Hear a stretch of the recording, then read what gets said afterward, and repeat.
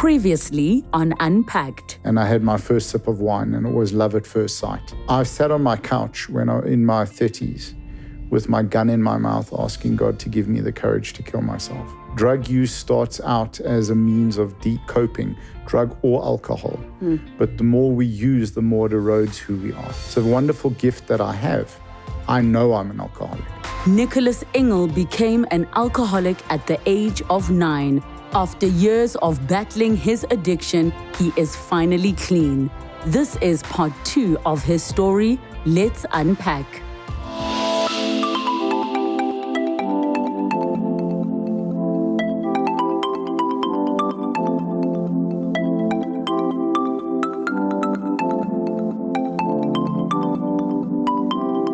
So considering that over the years, you were looking for this woman's approval, and then she dies, what was the first emotion that sort of came up at her passing?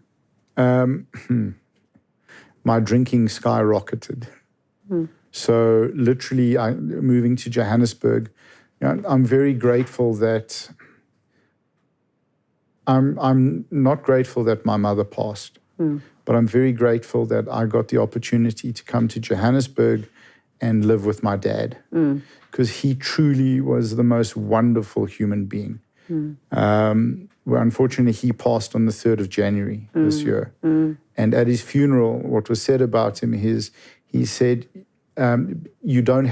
he showed people you don't have to be rich to enrich people's lives. And that was a huge helping factor in me finding safety and stability, because he was down to earth, grounded, safe, stable. But he worked until 6 in the afternoon or 6 in the evening. I got back from college at 2, and I would stop off at the bottle store and pick up a case of whatever. It was Manhattan Lemon Sting. I'm giving my age away now. Drinking all of these, I'd drink a case before he got home. And I got very skilled at hiding it. No one knew. Yes. I would eat an onion to cover my breath, or I'd just brush my teeth a lot, or I'd have a hot shower. And that became my life. So I really numbed myself drastically. So coming back to mom, because you were numbing something, right? So I'm trying to understand if it was a deep resentment, if you were angry at her, that I wasn't good enough for her to stay. That's it at the end of the day. Was there parts of you that were mad at her because, some of these situations that you found yourself in were because of decisions she made? No, in all of this, I blamed myself. Always me. My mother was perfect. It couldn't be her. Yes. Had to be me. Yes. And maybe that's a way of me protecting myself instead of saying my mother's terrible. Yes. Because it might mean now you have to face certain emotions and feelings that you're not ready to deal with. So when I think about Standard 9, you are 16, 17, going on 18. You, at some point, had an understanding that mom was an addict. Did it click in your mind that my mom's an addict? No, it was only really when I started in treatment. So I just, she used a lot. But it wasn't a realization of, hang on a second, because that was my gift, understanding my mother was an addict. Because then it became about what happened to me wasn't because I was a bad child. It was because my mother was an addict. I'm happy that you are acknowledging the parts of when you recognized what. It's easier to relate to an addict being one yourself 100%. Because you understand some of the demons you have to face and how there's certain things that you completely regret later, don't want to forgive yourself later. So when you look at your mom, you can look at her with complete empathy, knowing what it feels like to be an addict. If you were to remove yourself from yourself, how would you look at your mom? So then it would be in a very judgmental way. Because I needed the experience of what I went through with my drinking, my abuse of alcohol, to develop that understanding. And it's an incredible gift because it showed me that what happened to me was not because I'm a bad child, but it's because my mother made decisions based on her drug use or to the best of her ability. And I did some horrendous things when I drank. I behaved very badly. And it's the behavior was not me, but it was me drunk. And the behavior of my mother was her on the drugs and for a sustained amount of time. It changes who we are. And I do a lot of work at rehab centers. And for the last 14 years, I've been coaching at rehabs. And I see kids come in that are sharp, witty, funny, but in a great deal of pain. And they leave and they come back 5 years later because they're still using. And there's a little bit less of that sharp wit, that humor. And I see them 10 years later and that intellect is gone. They've lost completely who they are. And physiologically, they've destroyed their minds and their brains. So if we are to look at the situation with Mom, with everything that you've said, do you think she ever knew that you were being sexually abused? I don't know. I don't know. And the drug use does not justify what she did. And it's, for any child going through anything like that, they have to be able to ask for help. And because otherwise you kill a child when you abuse a child. Yeah. It took me 11 years of being sober before I could love myself. 11 years and working the program incredibly hard. And it took me up until about 2 years ago until I could really become who I was before the abuse started. And in that time frame, I really believed that you murder that child because who I was going to be no longer existed. So at some point, Mom's passed on, you were living with Dad, you're going to college. When did it dawn on you? Like, what was the event where you were like, I am an addict? What was that moment? What was that thing you were doing that you were even horrified with yourself? So I was the big drinker. I was the party guy. I was the fun guy. I was the guy climbing Christmas trees at malls or climbing up the bridge at Bruma. Exactly. And that was fun. I met a wonderful woman and we got engaged. And she didn't want me to drink. And I didn't want her to smoke. So I stopped drinking for 18 months. And when the relationship ended, I went straight back into the bar. That's you stopping drinking? Did you feel like I'm not okay? Yeah. No. With your stopping? So you were able to stop? 100%. Yes. Stopping drinking is easy. Doing the work on why we started in the first place and is the hard part. Doing the work on why drinking was so important. But would you have done the work if you didn't know you were an addict? So did you know at that point? No, So you didn't know you're an addict? Because then you wouldn't be doing work if you don't think you have a problem. 100%. And I could just stop. And it would be fine. So you were able to stop? I stopped for 18 months.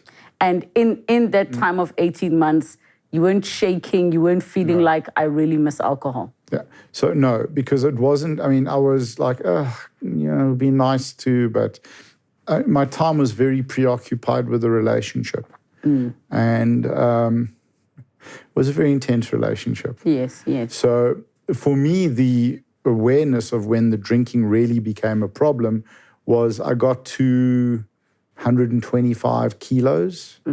I stank. The back of a bottle store. The best analogy I can have, the back of the bar fridge. All that spilt alcohol when you walk in there, it's like a sickly sweet smell, like a yeast smell. And I was doing really well in financial services. Worked for a firm called Hereford. And they were the top at what they did. And I did really well. And that enabled me to drink more. And the drinking became once a week, or then twice a week, and then 5 times a week, and then every day. And then I'd go, okay, I got to stop. So I'd go back to once a week, and then, okay, maybe this Thursday I'll drink, not just on Saturday. And it would just re-escalate. And every time I stopped drinking, the collapse came a lot quicker. So you saying, okay, I got to stop, was it because you were hungover at work trying to do your work? Yeah.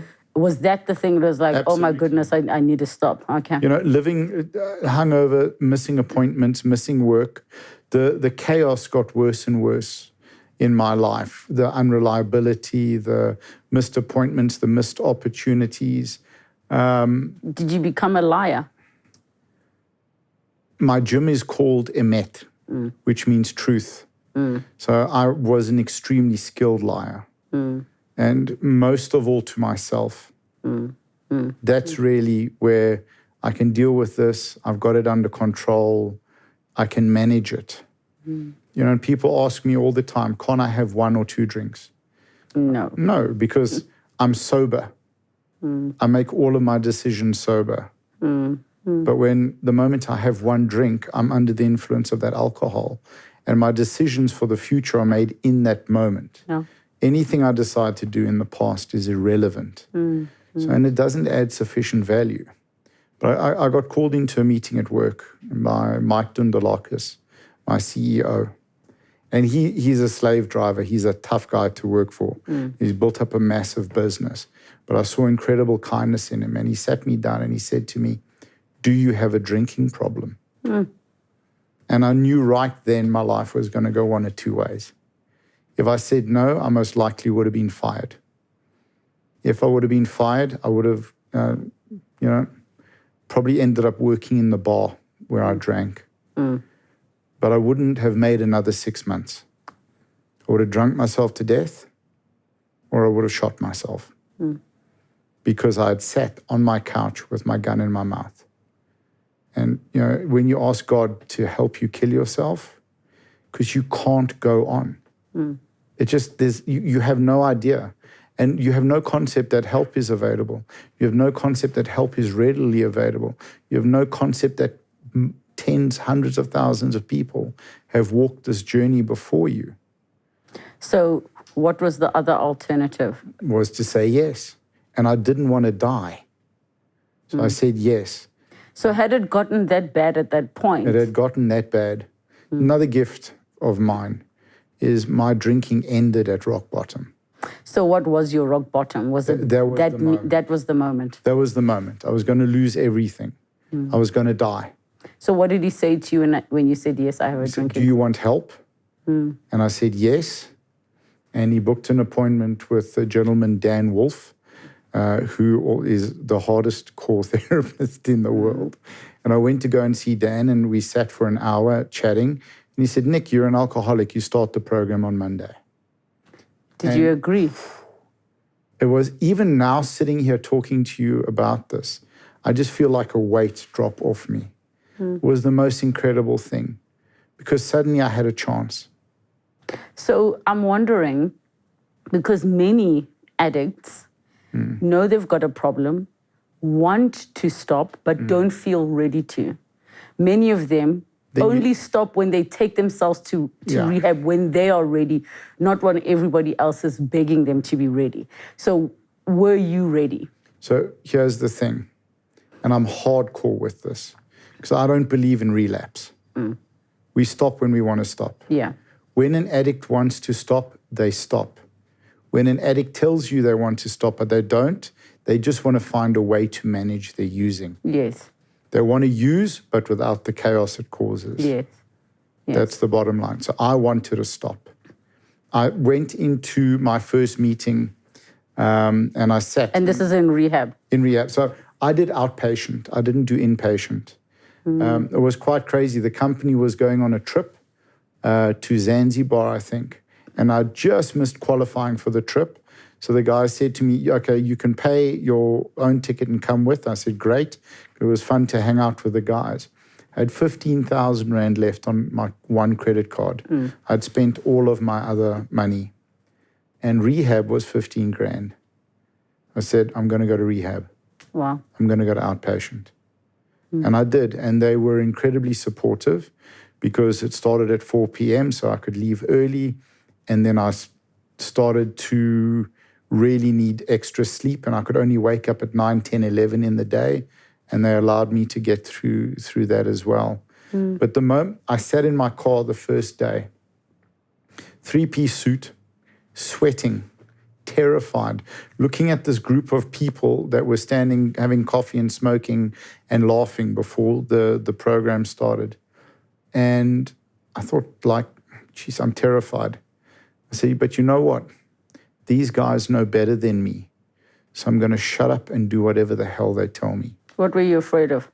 No, going to new people, new environment, the shyness, anxiety. And doing it sober. Around meeting people. That didn't come into it until the end of the first session. And I realized, I have to stop drinking. It's like, I can't just come here and then go to the pub and they'll teach me how to drink successfully. That's when it was like...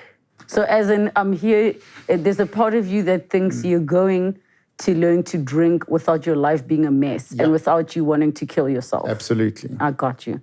But you quickly realize that this is it. That's it. No more. That's it. There's no goodbye drink. There's no, okay, we'll start next week. It's like now. Now, yeah.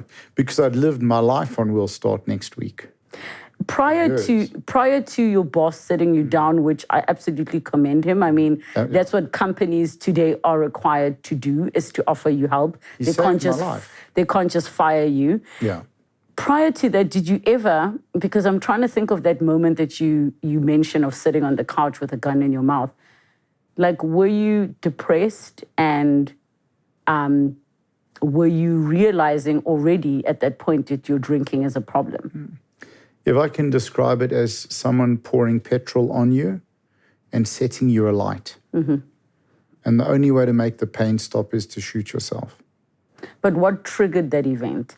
No, it got coming home from the pub, or just coming home and being so utterly alone, so utterly helpless, feeling that I had zero worth or value. I had no worth or value. I was a thing. I was a thing for other people to use. My mother taught me that. You know, and then what's the point of me being here? And if I'm just a thing, I have no value. I have no rights. I have no worth. So what's the point? Did you think at that point that anybody even cared about you? I mean, you still had your father in your life, but was that even significant enough for you to say, I shouldn't do this? Absolutely. But in that moment, you don't think rationally. Yes. There's no rational thought of, these are the people that love me. These are the people that care about me. These are the people. There was just, I can't. I'm on fire. I'm burning. I can't deal with this. And I think it's important for us to obviously explain to the viewers that don't have a clear understanding of suicide, is that many a time people don't want to die, they want the pain to end. Yeah. And dying seems like the only way for 100%. The pain to end. So there is no light. You are in the darkest of tunnels. There is no, but why don't you just call a friend for help? Why don't you just, those are not even an option in that moment. Suicide is a permanent solution to a temporary problem. But that problem is so massive, you can't see anything else. So anyone who takes their own life, and unfortunately, having been in the recovery community for 15 years, I know many people that unfortunately have taken their own life. And there should not be any resentment to them or anger towards them. It just, you're doing the best you can with what you believe and what you have at the time. I like to describe, I mean, in some of my moments of difficulty just in general in life, I like to describe as I don't have the coping mechanisms or tools with me right now. There are things that I know logically, but emotionally my tools are non-existent. So even though the logical version of me, the intelligent version of me that knows X, Y, and Z, when I'm feeling low, even though I know this is it's a bad day, it's not a bad life, I'm like, my coping mechanisms are non-existent.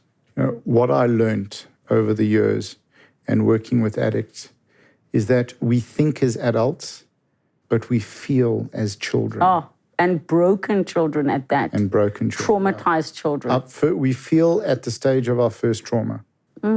That is very, very deep. And for you, we're talking the age of 6. 6, yeah. Yeah. For sure. So your boss saved your life. He gave you an amazing opportunity. It's not often that an addict can actually recover doing outpatient. Some really have to stop everything and just focus on recovery. So how do you think you were able to do it? Because it sounds like for the most part you were a functional alcoholic. I think I realized that alcohol was not adding any more value to my life, that it wasn't working, that I had no clue what I was doing. I had no clue how to make it through the day. So I need to shut up and do what I'm told. And that was it. I got referred to Dan because our MD had personal experience with him, not as an addict. He said, go and see this guy. And I think my meeting with Dan, he could see the desperation, the sincerity that I'd had enough. And that's why the outpatient program worked for me. And it was terrifying because I had to get in my car and drive past my pub, But that became a little bit of a thing for me because I moved to Cape Town in 2009 with the company. And this was how many years after you started? 3 years. 3 years. 3 years after I got sober. And I would drive past, there's a pub was called Pranks. I think it's now Brian's Pub, the top end of Sea Point. And I drive past that every day after work. And I would do a hand gesture, to the pub in my mind going, you're not getting me. Because Cape Town was incredibly challenging business-wise. I couldn't operate in the Cape Town market for what I did. And I got wiped out financially. And I came back to Johannesburg with nothing. And I slept in my car in Lanesburg because there was no money for a hotel. And I had to keep but that was the strength I had in my sobriety. That was the gift of being sober. And that's what I started to realize sober gave me. I remember the first time I was pouring with rain and I ran to my car and I got in my car and I was wet, not because I was sweating, but because of the rain. And that hit me like something small like that. Was like, wow, this works. This works. And then just one day at a time. At what point in this journey of yours did you start directly addressing your childhood traumas? I know that in programs, in rehab, a big part of it is finding the root cause. Yeah. Is that when you started addressing your childhood issues? So the memories came back to me of the first abuse with the 2 guys that my mom would send me to while I was still drinking. So I couldn't really, I had a lovely therapist at the time and she said, well, just have 2 beers because she didn't understand. In the program, we have to do something called our life story. That was hard. There was about 8 or 9 pages of writing everything and digging and pulling out. And I realized that I have an opportunity. I'm at a really good center. I like the guys. I like this rehab. I trust them. And I have to start digging. And that digging is what got me through. And that starting to understand that what I feel is not going to kill me. Because you've been avoiding those feelings for so long. Yeah. So my thoughts and my feelings weren't going to kill me. My actions were. So I could feel pain and miserable and depressed, but if I didn't act on it, there was no consequence. For me, like it's a big thing to say there was no consequence the next day. Because I'd woken up and my poor father was knocking on my door, sweet man, going, why are you still in the same clothes from last night? And no car downstairs. Was he aware? You know, he knew, and he was very, very kind, very loving and very caring towards me. He did the best he could in trying to stop it, but the best thing that he didn't do was throw me out, put me on the street, because I wouldn't have survived. I actually need to ask you about that, because so many times you have frustrated parents with children and adult children that their lives are unraveling and disrupting those of the household, saying, I'm at my wit's end. I don't know what else to do. I want to kick them out. There's other children. I mean, you are saying it's the best thing your father could have done. I'm assuming because it was just the two of you in the home. Can you understand why some parents do kick their children out? 100%. It's a very hard thing for me to say, and I'm very grateful that my dad didn't. But when the parent gets to the stage of wanting to kick the child out, I always say when I speak to parents or I speak to loved ones of addicts, you have to protect yourself. You have to put yourself first. As in the adult, the parent. Family. Yes. Yeah. Addicts, we cannot be trusted. You know, we are skilled. We will tell people whatever we want to. It's like that's why I've made it the pillar of my life to tell the truth. That's why it's easy for me to talk to you, because I do this a lot. And I talk, and by telling the truth, there's a joke in recovery. When you tell the truth, you don't have to remember anything. But we are very skilled at not telling the truth. So for family, if it's come to the point where they feel they have to kick the child out, you have to protect yourself. The family has to protect themselves. Yeah. The parents have to protect themselves. They have to protect the other siblings. It's hard. It terrifies me. To think that, you know. Sure. You mentioned that, in talking about your mom's addiction and understanding some of the things that she did, which maybe were not her, but with the addiction. In terms of your addiction, what were some of the horrendous things that you did that you had to forgive yourself for? You know, I just think in terms of I've done a lot of work on forgiving myself. You know, for me, a lot of it was sitting on a bar stool, drinking, wondering why my life's not going anywhere. And I looked at my friends, and I think also starting drinking, everyone does. And when I speak at schools or universities, I say, I'm not going to tell anyone not to drink or not to do drugs. But understand when you open that door, you may not be able to close it. So for me, the damage, the worst damage that I did, I mean, I hurt my dad. It took me 11 years to start to rebuild to get his faith and trust back. And the last sort of 4 or 5 years of that have been wonderful. He was my best friend. And he started to do things in terms of his life and where he showed tremendous trust in me. And, you know, he had a property that he was renting that he gave me to manage. Like that blew my mind. But it was like, so we are our own harshest critics. And I tore myself apart all the time. Did you eventually forgive yourself? Yeah. So I looked at my friends and I looked at my family, like my cousins and that were moving on with their lives. They drank, partied, jawled, you know, got a job and stopped. And then got married and then built families. And I was still in the pub drinking. And there are consequences that I carry with that because I'm 50 years old. I'm divorced and I don't have kids of my own. It's not likely that I'm going to have children. So I don't think it would be fair. You don't have a child for you. You have a child for the child, you know? So I'd be 75 at the kids, 21st. It's not fair. So I have other ways of filling that hole in my heart, and that's through service. The biggest thing that I've learned, the biggest gift that I've got out of this, is the understanding of service.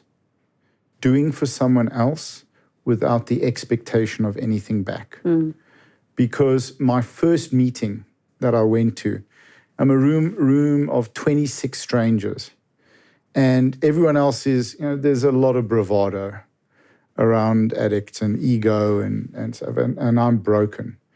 And they asked for a volunteer to wash coffee cups. 26 coffee cups. Now, my experience, given what I've experienced as a child, other people's bodily fluids, so saliva and so, if they you irk you. Yeah, if you took a bite of my chocolate at school, you could have it. If you took a sip of my coffee, it was yours. I couldn't deal with that. Now I had to put my hands into the water that 26 people had been drinking out of and smoking and, but no one else volunteered to do it, and I did it.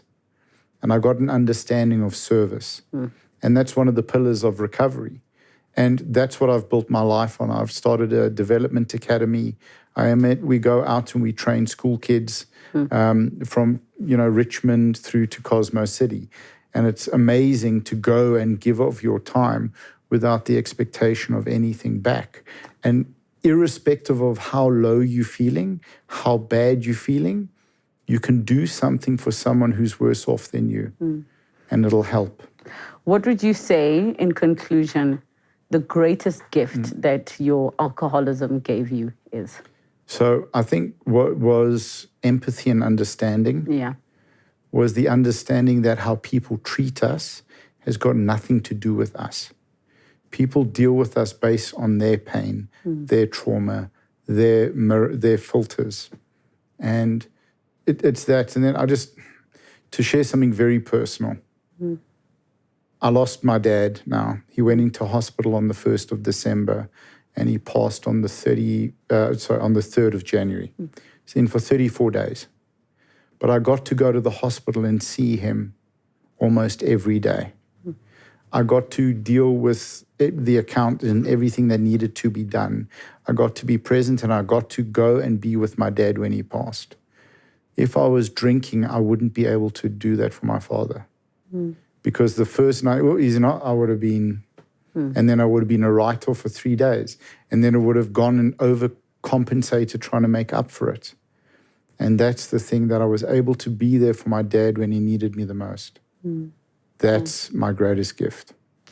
I'm hoping that many that are watching this, especially those that are battling any kind of substance abuse, can take a lesson like that out of their experience.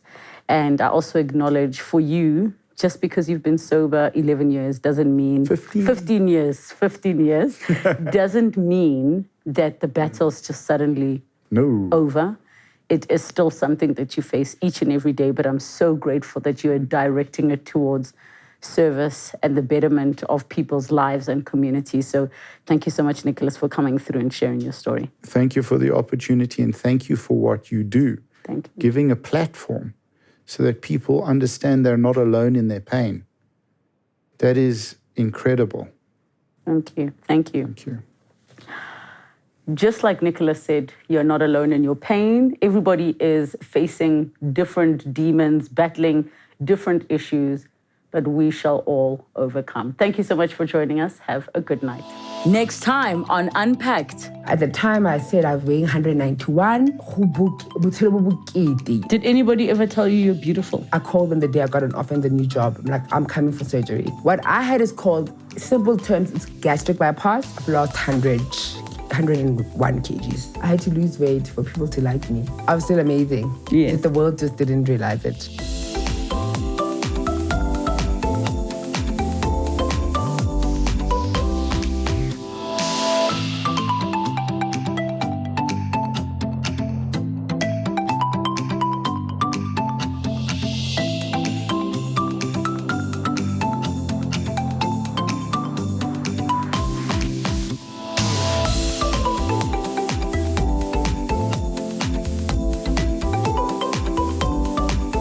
Thank you so much for watching Unpacked with Relebogile Mabotja. Make sure you subscribe to my channel where you can get to watch more episodes. But more importantly, you can be part of our online community. Comment down below, share with us who you'd like to see on the show, what story you'd like us to discuss. We love engaging with you. Keep it coming and don't forget to subscribe.